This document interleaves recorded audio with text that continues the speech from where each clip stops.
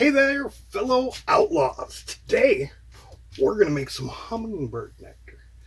That's right. Why spend all that money on hummingbird nectar when you can make it for yourself? Super simple.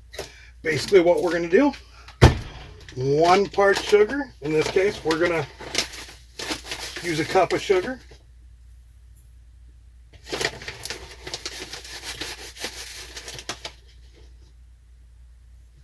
To 4 parts hot water.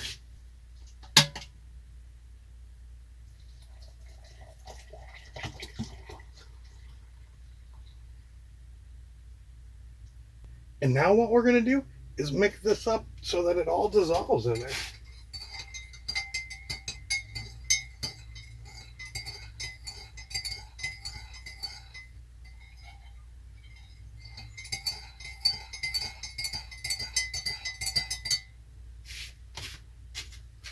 Let that cool.